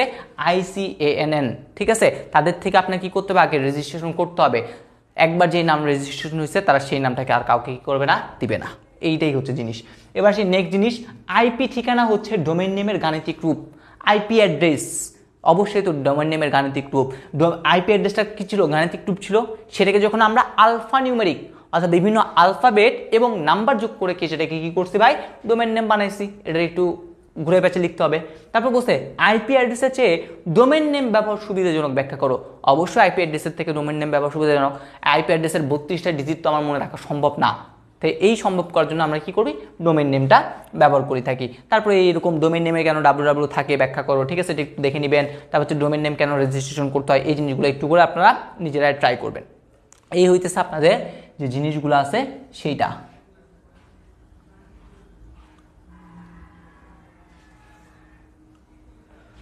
অলাভজনক রাজনৈতিক প্রতিষ্ঠান কোনটা? বিভিন্ন ধরনের হচ্ছে এনজিওর কথা আপনারা বলতে পারেন, ঠিক আছে, ওগুলা হচ্ছে জিনিস।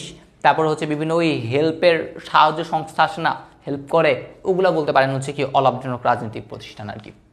ওকে, এবার আসি আরেকটা গুরুত্বপূর্ণ জিনিস, খুবই খুবই ইম্পর্টেন্ট একটা জিনিস, সেটা হচ্ছে ইউআরএল। এই প্রত্যেকটা জিনিস কিন্তু করার জন্য খুবই ইম্পর্টেন্ট, ঠিক আছে, আগেও বলছিলাম আজকের ক্লাসটা কি রিলেটেড হচ্ছে। এবার আসি ইউআরএল এর পূর্ণরূপ কি। অনেক জায়গায় দেখবেন ইউনিভার্সাল আছে, অনেক জায়গায় দেখবেন ইউনিফর্ম আছে, যেটাই হোক যে কোনো একটা থাকবেই, ইউনিভার্সাল অথবা ইউনিফর্ম, পরীক্ষায় যে কোনো একটা লিখবেন, ইউনিফর্মটাই বেশি লিখে, ঠিক আছে। ওকে, তাহলে ইউনিফর্ম রিসোর্সেস লোকেটর, এটাই হচ্ছে কি বলা হয় ইউআরএল। আর এই ইউআরএল এর সাহায্যে আমরা কি করতে পারি, কোন একটা ফাইল বা ইনফরমেশনের সঠিক ঠিকানাটা কি করতে পারি, শনাক্ত করতে পারি। আর এই ইউআরএল এর তিনটা অংশ নিয়ে গঠিত, একটা হচ্ছে প্রোটোকল, একটা হচ্ছে হোস্ট নেম, একটা ডিরেক্টরি পাথ। প্রোটোকল কোনটা? এই অংশটুকুটা হচ্ছে আমার প্রোটোকল, এটা হইতেছে কি আমার প্রোটোকল। www.bundipathshala.com এটা হইতেছে আমার হোস্ট নেম। আর আইসিটি কোর্স 2.0 এটা হইতেছে আমার ডিরেক্টরি পাথ অথবা ফাইল নেম। সাপোজ আমি এমন একটা লিঙ্ক দিলাম, আপনারা হচ্ছে বন্দি পাঠশালা আইসিটি কোর্সে দুইভাবে যেতে পারেন। একটা হচ্ছে আমি একটা সরাসরি একটা লিঙ্ক দিয়ে দিলাম, আপনি সেই লিঙ্কে ক্লিক করলে সে ডিরেক্ট কোথায় নিয়ে যাবে, এই আইসিটি কোর্স 2.0-তে, ঠিক আছে। মনে করলাম এই হচ্ছে সেই লিঙ্ক, এই লিঙ্কে আপনি যদি ডিরেক্ট করেন তা সে কী করবে, ডিরেক্ট আমাকে আইসিটি কোর্স 2.0-তে কী করবে, নিয়ে যাবে। আরেকটা কি হইতে পারে, আপনি প্রথমে বন্দি পাঠশালা লিখে সার্চ করলেন, বন্দি পাঠশালা ওয়েবসাইটে গেলেন, তারপরে পিছনে স্ক্রল করলেন, করে আইসিটি কোর্স 2.0-তে সিলেক্ট করে যাইতে পারেন, ঠিক আছে। তাহলে এটা সুবিধাটা কি, আপনার যখন ডিরেক্টরি পাথ বা ফাইল নেম বলে দেবে তখন কিন্তু এটার একটা সুবিধাটা হচ্ছে একদম আমি ডিরেক্ট কী করতে পারতেছি বলেন তো, ওই সাইটটাতে কিন্তু চলে যাইতে পারতাছি। তাহলে এটাই বলা হয়েছে, এটির সাহায্যে আমরা ফাইল বা ইনফরমেশনের সঠিক ঠিকানাটা কি করতে পারি বলেন তো, শনাক্ত করতে পারি। একদম আপনাকে যে জায়গায় যেতে চাচ্ছেন সেটা লিখে যদি সার্চ করেন, একদম আপনাকে সেই জায়গায় কি করবে, ডিরেক্ট নিয়ে যাবে, ঠিক আছে। এই হচ্ছে কাজ।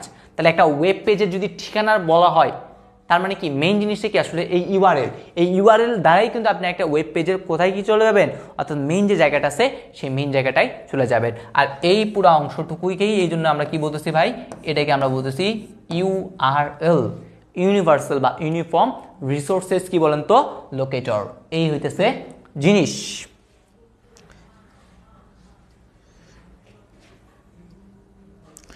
জীবন বলতেছে তোমরা কি সবাই ক্লাস করতেছো? না, আমি ক্লাস করতেছি না, আমি ক্লাস করাচ্ছি, আমি ক্লাস করতেছি না।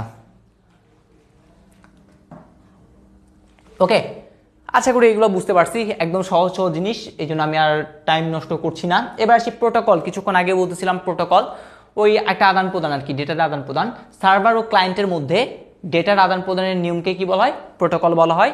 আর এক এক ধরনের অবস্থা চিহ্নিত করার জন্য আমরা এক এক ধরনের প্রোটোকলটা ব্যবহার করে থাকি। যেমন HTTP hyper text transfer protocol সম্পর্কে দেখব। আর এইচটিটিপিএস, এই এস দ্বারা কি বোঝায়, এস দ্বারা বোঝায় সিকিউর, অর্থাৎ অত্যাধিক যদি কি দরকার, নিরাপত্তা দরকার হয় একটা ডেটার আদান প্রদানের সময়, তখন আমরা কি করে থাকি, এই এইচটিটিপিএস যে প্রোটোকলটা আছে এই প্রোটোকলটা ইউজ করে থাকি। আমাদের অনেকবার কোশ্চেন আসছে, দেখা গেছে বেশিরভাগ অ্যাডমিশনে এই কোশ্চেনটা আসছে, এই এস দ্বারা কি বোঝায়, ঠিক আছে, এস দ্বারা বুঝে সিকিউরিটি বা সিকিউর, ঠিক আছে। আর এইচটিটিপি জিনিসটা কি একটু করে বলি, তাহলে এইচটিটিপির পূর্ণরূপটা হচ্ছে অনেকবার আসছে, এটা এইচটিটিপির পূর্ণরূপ এমসিকিউতে আসছে। এইচটিটিপির পূর্ণরূপ কি, হাইপার টেক্সট ট্রান্সফার প্রোটোকল। তাহলে এটি এমন একটি প্রোটোকল যার মধ্যে ক্লায়েন্ট ও সার্ভারের মধ্যে তথ্য আদান প্রদান হয়। আর এটাকে রিকোয়েস্ট রেসপন্স প্রোটোকল। আমি কিন্তু আগে বলছি, তুমি প্রথমে কি করবা, রিকোয়েস্ট করবা, তার কাছে যদি সেই জিনিসটা থাকে তাহলে সে তোমাকে কী করবে, সেই জিনিসটা শো করবে। তাহলে তোমার সেই রিকোয়েস্টের প্রতি সে রেসপন্স করলো, এটাকে আমরা কি বলতেছি, রিকোয়েস্ট রেসপন্স প্রোটোকলও বলি। আরেকটা প্রোটোকল আছে, এখানে এই দুইটা মেইনলি বেশি ইউজ করি আমরা, যেই সকল ওয়েবসাইটে যাও না কেন, বলছিলাম তুমি যদি ওয়েবসাইটের লিঙ্কটা কপি করো দেখবে কিন্তু এইচটিটিপি আসবেই সবার আগে, http:// তারপর www. যেই সাইটটা আছে সেটা। এখন আরেকটা সাইট আছে, আরেকটা প্রোটোকল আছে, সেটা হচ্ছে এফটিপি। এটা হচ্ছে একটা বোর্ড পরীক্ষা আসছিল, সম্ভবত হচ্ছে ঢাকা বোর্ড 2018 কি 19 সালে এটা আসছিল। এফটিপি জিনিসটা কি, এফটিপির পূর্ণরূপ হচ্ছে ফাইল ট্রান্সফার প্রোটোকল। এই প্রোটোকলের মাধ্যমে আমরা কি করে থাকি, ফাইলগুলা আদান প্রদান করে থাকি আর কি, ঠিক আছে। ফাইল আদান প্রদানের জন্য আমরা এই প্রোটোকলটা মাঝে মধ্যে কি করে থাকি, ইউজ করে থাকি। সো এটা হচ্ছে জিনিস। সো এই হচ্ছে আমাদের প্রোটোকল রিলেটেড যে সকল কথাবার্তাগুলো আছে, সেই প্রোটোকল জিনিসগুলো হচ্ছে আমরা বলে ফেললাম। এবার আসে আমাদের নেক্সট জিনিস, অনেকেই বলতেছিলা ভাই HTML জিনিসটা কি সেটা একটু বলতে, চলো এখন হচ্ছে আমাদের সময় আসছে আর কি HTML কি সেটা সম্পর্কে হচ্ছে তোমাদের বলার যে মেইন সময়টা, ঠিক আছে, সেই মেইন সময়টা কিন্তু এখন কি হয়েছে বলো তো, চলে আসছে। আচ্ছা একটু করে বলি HTML এর পূর্ণরূপ কি। HTML এর পূর্ণরূপ হচ্ছে হাইপার টেক্সট ট্রান্সফার, আচ্ছা হাইপার টেক্সট মার্কআপ ল্যাঙ্গুয়েজ, যেহেতু HTML বলছে তাহলে এটার পূর্ণরূপ হচ্ছে হাইপার টেক্সট মার্কআপ ল্যাঙ্গুয়েজ। কোথায় আসবে ভাই, MCQতে আসবে, ঠিক আছে, MCQতে আসছে। HTML এর পূর্ণরূপ কি, MCQ প্লাস কতে কিন্তু আসছে HTML এর পূর্ণরূপ। আর এই হাইপার টেক্সট মার্কআপ ল্যাঙ্গুয়েজের মাধ্যমে আমরা ওয়েব পেজের সকল তথ্য কি করতে পারি বলেন তো, উপস্থাপন করতে পারি। এটা হচ্ছে দ্বিতীয় কথা। 3 নাম্বার হচ্ছে www অর্থাৎ ওয়ার্ল্ড ওয়াইড ওয়েবের যত ডকুমেন্ট আছে সকল ডকুমেন্ট কিন্তু এই HTML ল্যাঙ্গুয়েজ দ্বারা কি করা হয়েছে, তৈরি করা হয়েছে।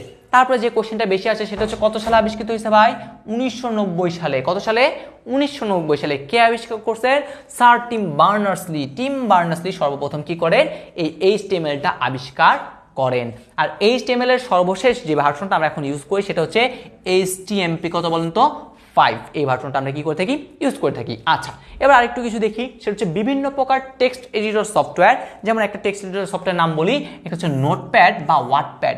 আপনাদের কম্পিউটারে দেখবেন ডিফল্ট আকারে আপনি যদি একটু সার্চ করেন দেখবেন নোটপ্যাড আসেই, ঠিক আছে, নোটপ্যাডটা কিন্তু আসেই। তাহলে এই জিনিসটা কিন্তু ডিফল্ট আকারে বাই ডিফল্ট কিন্তু কি আছে, দেওয়া আছে। এই জন্য এটাকে আমরা বলবো ফ্রি এডিটর সফটওয়্যার। ওকে, তাহলে এই নোটপ্যাড বা ওয়ার্ডপ্যাডের মাধ্যমে আমরা HTML এর সকল ডকুমেন্ট কি করতে পারি বলেন তো, সুন্দরভাবে লিখে ফেলতে পারি। অর্থাৎ আমরা লেখার জন্য এই নোটপ্যাড বা ওয়ার্ডপ্যাডটাকে কি করি, ইউজ করি।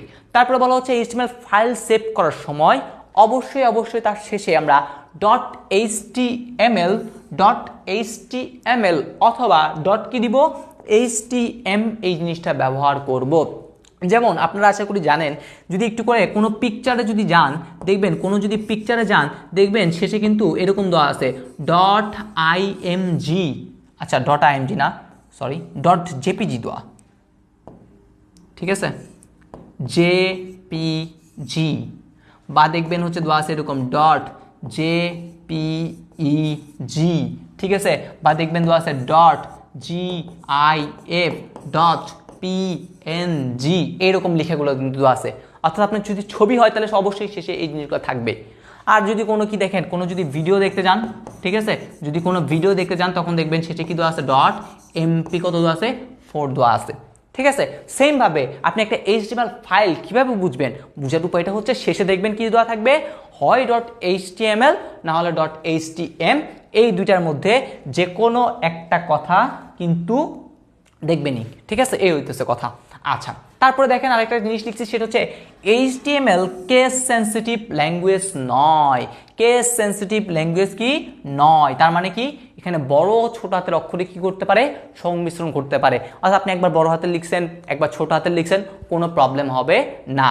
কিন্তু আমরা যখন পঞ্চম অধ্যায়টা করব সি প্রোগ্রামিং, তখন দেখবেন শুধুমাত্র আমরা ছোট হাতের অক্ষর দিয়ে লিখতেছি, বাট এখানে অত কোনো কি করবে না, বড় মানে প্রবলেম করবে না। তাহলে কেস সেন্সিটিভ ল্যাঙ্গুয়েজ নয় এই কথাটার মানে কি, বড় প্লাস ছোট হাতের সংমিশ্রণ ঘটবে, ঠিক আছে, ছোট হাতের অক্ষরের বড় প্লাস ছোট হাতের অক্ষরের কি ঘটবে, সংমিশ্রণ ঘটবে। এটাই হইতেছে আমাদের এখানে কাজ। ওকে, কেননা এখানে তো আচ্ছা এখানে তো লিখে আছে সংমিশ্রণ হতে পারে। সো এই হইতেছে আমাদের জিনিসগুলা। তাহলে আশা করি বুঝাইতে পারছি আমাদের HTML সম্পর্কিত কি কি কথাবার্তা আছে। ওকে, এই সকল কথাবার্তাগুলাই প্রতিটাই MCQতে আসছে, প্রতিটাই হচ্ছে আপনারা যখন সিইউ করবেন তখন দরকার, MCQতে মেইনলি বেশি দরকার আর কি, ঠিক আছে। এই কথাগুলা দেখবেন আমরা MCQতে অনেকবার আসছে। এবার সেই HTML ব্যবহারের সুবিধা, অনেক বেশি সুবিধা আছে, এটা ইউজার ফ্রেন্ডলি, আপনার এত বেশি কিছু শিখতে হবে না। আপনি একটু করে যদি হালকা বেসিক ধারণা থাকে আপনি কি করতে পারবেন, একটা সুন্দর দেখে এরকম সুন্দর সুন্দর জিনিস লিখে ফেলতে পারবেন, ঠিক আছে, কোনো প্যারা নাই। আমরা যখন শিখবো দেখবেন আমরা কিছু জিনিস শিখছি, যেমন হচ্ছে টেবিল তৈরি করা শিখবো, ছবি যুক্ত করা শিখবো, ফর্ম তৈরি করা শিখবো। এগুলো দিয়েই তো দেখেন আপনার একটা ওয়েব পেজ তৈরি করতে আপনি নিজেই কিন্তু অনেক সুন্দর একটা কি করতে পারবেন, ওয়েব পেজ তৈরি করে ফেলতে পারবেন, কাঠামোটা, ঠিক আছে। হাড্ডি টাড্ডি মানে একটা হাড্ডি টাড্ডি দিয়ে একটা মানুষের একটা কাঠামো তৈরি করে ফেলতে পারবেন আর কি। আর সাজানোর জন্য কি করতে হবে, ক্যাসকেডিং স্টাইল শিট বা CSS যেটা আছে সেটা নিয়ে একটু সাজাইলে দেখবেন আপনার নিজস্ব একটা ব্যক্তিগত ওয়েবসাইট সুন্দর হয়ে গেছে। সো এটা একটু করে দেখে নেবেন, এতটা বেশি দরকার নাই। এবার আসি ট্যাগ, খুবই গুরুত্বপূর্ণ একটা জিনিস ট্যাগ, খুবই গুরুত্বপূর্ণ জিনিস। ট্যাগ কাকে বলে, ক নাম্বার তো অবশ্যই আছে, সাথে হচ্ছে MCQ। ট্যাগ জিনিসটা কি? আমরা তো বলছি এইচটিএমএল হচ্ছে একটা ল্যাঙ্গুয়েজ। তাহলে একটা ল্যাঙ্গুয়েজ শিখতে গেলে যেমন আমরা বাংলা ভাষা যখন শিখতে গেছি তখন সরিয় সরিয়া ক খ শিখছি, সেমভাবে যখন হচ্ছে আমরা ইংরেজি ভাষা শিখি তখন এবিসিডি এগুলো শিখছি না? সেমভাবে এখন আমি এইচটিএমএল শিখবো, একটা নতুন একটা ল্যাঙ্গুয়েজ শিখবো, তাহলে এই জন্য অবশ্যই তাদের কি করতে হবে, বর্ণগুলা বা অক্ষরগুলো আমার জানতে হবে না? তাহলে এই যে এইচটিএমএল এ ব্যবহৃত প্রতিটা যে চিহ্ন আছে সেগুলোকে আমরা কি বলতেছি, ট্যাগ। তাহলে এইচটিএমএল এ ব্যবহৃত বিভিন্ন প্রকার সাংকেতিক চিহ্নকে আমরা কি বলতেছি ভাইয়া, ট্যাগ বলতেছি। তাহলে ট্যাগ কাকে বলে হয়ে গেল। এখন ট্যাগ লেখার একটা আছে, সেটা কি, ট্যাগকে কতগুলো কিওয়ার্ড দ্বারা লেখা হয়। সাপোজ আপনি চাচ্ছেন একটা লেখা কি করতে, গাঢ় করতে, মানে বোল্ড করতে যাচ্ছেন, ঠিক আছে। আচ্ছা একটু ওয়েট, আবার আমাদের কারেন্টটা চলে গেছে। আচ্ছা